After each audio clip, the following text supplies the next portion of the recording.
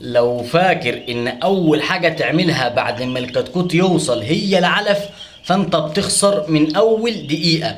النهاردة هقول لك سر استقبال الكتكوت اللي بتفرق بين اللي بيفرق بين دورة ناجحة وخسارة مؤكدة.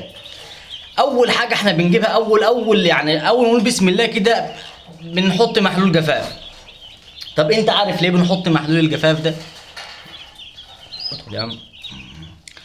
محلول الجفاف بيحتوي على املاح وجلوكوز بتساعد الكتكوت انه يعوض السوائل والطاقه اللي فقدها لما كان في اثناء النقل، في فتره النقل يعني. يعني في فتره النقل دي الكتكوت بيكون مجهد جدا، درجه الحراره داخل الكراتين بتوصل احيانا فوق ال 30 و35، فالكتكوت بيكون داخل في حاله جفاف نسبي، ده بسبب الحر يعني، خصوصا ان احنا في الصيف دلوقتي. اول ما بياخد محلول الجفاف جسمه بيستعيد توازنه المائي والطاقة، فبيبقى جاهز يبدأ ياكل كده. اول ما بنديله محلول الجفاف خلاص كده عرف يستعيد التوازن بتاعه والمية والطاقة اللي فقدها، كده الكتكوت جاهز انه ياكل. ليه بقى ما ينفعش نحط العلف مباشرة اول ما بنجيب الكتكوت؟ ده لان احنا عارفين طبعا ان البيضه فيها بياض وفيها صفار، فالكتكوت بيتكون من البياض وبيفضل الصفار بيتغذى عليه. الصفار ده اسمه كيس المح. كيس المح فيه مخزون غذائي غني بالبروتين والدهون والفيتامينات اللي بتكمل نمو الكتكوت. لو استعجلنا بالعلف قبل ما يمتص كيس المح بيحصل ارتباك في الهضم وبيزيد خطر الاسهال والمشاكل المعويه. يظهر بقى معاك مشاكل فوق في العمر الكبير بدايه من 10 ايام او اقل، اسهالات بقى، وزي ما قول لو ما امتصوش كامل بيبقى عرضه للالتهابات وانتشار البكتيريا. لكن لو امتصوا بشكل كامل بيبدأ جهازه الهضمي يشتغل بأقصى كفاءة على العلف بقى. كده الجهاز الهضمي مستعد ان هو يشتغل على العلف ويهضم خلاص بقى كده الكتكوت جاهز معاك على الاكل. التطهير قبل نزول الكتكوت ب 12 ساعة بفيركون اس 5 جرام على اللتر هيفرق معاك 100%. التطهير بالفيركون اس، وطبعا الفيركون اس احنا عارفين ان هو مطهر فيروسي. التطهير بالفيركون اس بيقتل معظم الميكروبات الضاره على الاسطح، سواء بقى على العلافه، على الفرشه، اي حاجه الكتكوت بيلمسها ترش فيركون اس تركيز 5 جرام على اللتر.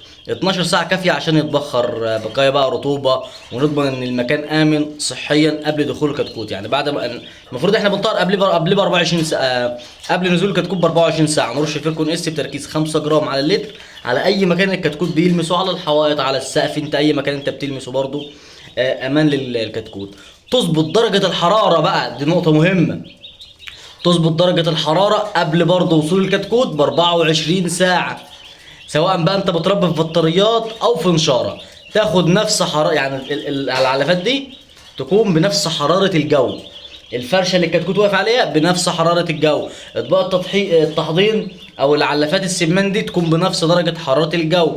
لو الحرارة مش مظبوطة، الجو بارد بيخلي الكتكوت يستهلك طاقة للتدفئة بدل النمو. يعني لو الكتكوت تحته الحاجات دي متلجة ساقعة، مش واخدة نفس درجة حرارة الجو المفروض انت مستقبله عليها، بيبدأ يستهلك العلف في انه يدفي نفسه. الجو الحر الزيادة بيخليه يلهث ويستهلك مية كتير، وده بيأثر على وزنه وصحته. رقم 5 بقى، والنقطة دي مهمة جدا، المياه الفترة تكون يعني ايه فترة؟ يعني تكون زي دمعة العين كده، يعني مية دافية هادية، مش سخنة تعمل له اسهالات، ولا دافية تعمل له اسهالات، ولا ساقعة تعمل له التهابات. درجة الحرارة المية المثالية حوالي من 25 ل 28 درجة. طبعا انا علمتكم ازاي تقيسوا درجة الحرارة. الميه البارده بتعمل صدمه للجهاز الهضمي وبتبطئ الامتصاص. الميه السخنه بتخلي الكتكوت يشرب اقل فيدخل في جفاف، ده غير كمان انها بتعمل اسهالات. فالافضل درجه الحراره الميه بين 25 ل 28. طب يا ابو انس، تشغيل الخليه في موجه الحر، احنا دلوقتي ايه يا عم انت عمال تطلع ليه؟ احنا دلوقتي في موجه حر، ناس كتير عمالة تكلمني يا ابو انس عايز اشغل الخلية. لو مضطر تشغلها لازم تتأكد ان الهواء مش مباشر على الكتكوت. يعني انا النهاردة عمري يوم ومشغل الخلية وبليلها على الاخر. يعني الهواء المباشر بيعمل تبريد مفرط على مناطق معينة وبيسبب برد او التهاب تنفسي، ده التبريد اللي هو المبالغ فيه.